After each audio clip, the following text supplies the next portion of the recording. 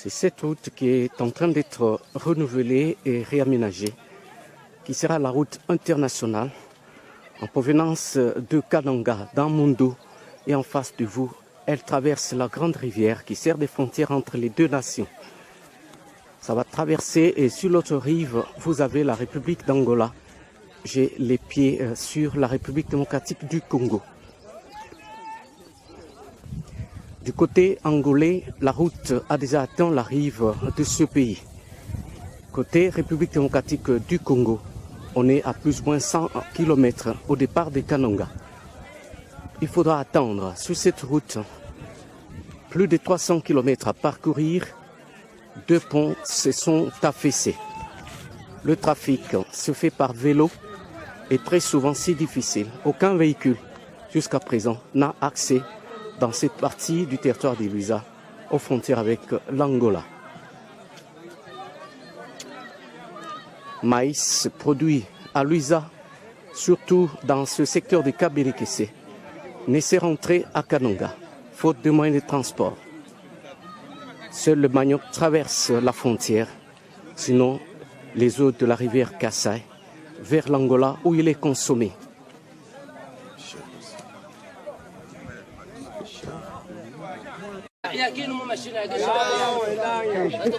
Vous êtes en face d'une pirogue, une embarcation qui vient de l'Angola vers la République démocratique du Congo. Voilà la sortie de l'Angola, c'est par là. Les camions peuvent arriver, comme vous les apercevez, ils s'arrêtent là, sur l'autre rive, avec des marchandises. Et pour arriver au Congo, il faut la pirogue.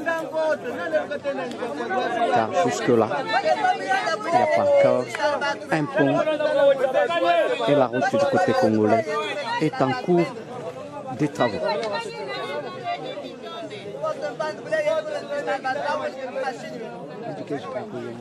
Ils amènent un peu de tout. Il y a même des mousses pour pouvoir se faire un bon sommeil.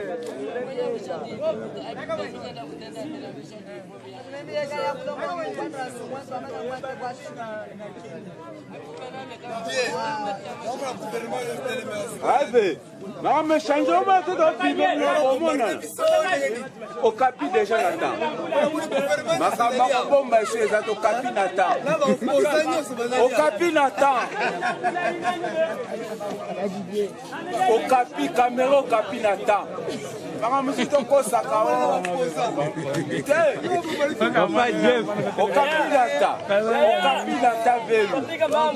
Au capi Nathan.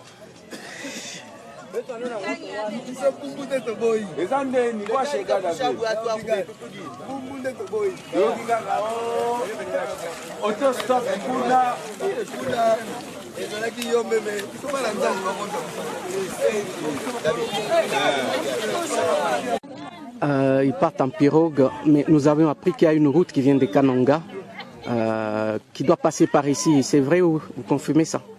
Effectivement, c'est un projet que le gouvernement a déjà entretenu.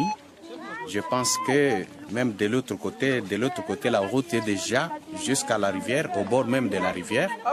C'est ici au Congo que nous attendons. D'un moment à l'autre, peut-être la route pourra arriver. Qu'est-ce qu'une telle route peut apporter à un chef comme vous et surtout à la vie de votre population? Merci beaucoup pour m'avoir posé cette question.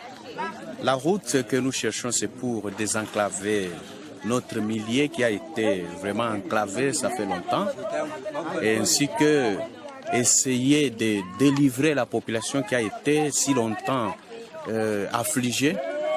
Je pense que c'est pour l'intérêt public, ça va nous apporter du développement.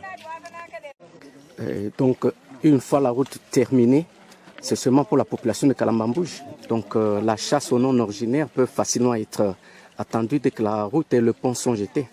Vous savez, quand on parle de deux pays, on voit déjà des nations. Et comment une route qui relie deux pays va seulement suffire pour les gens de Kalambambouge?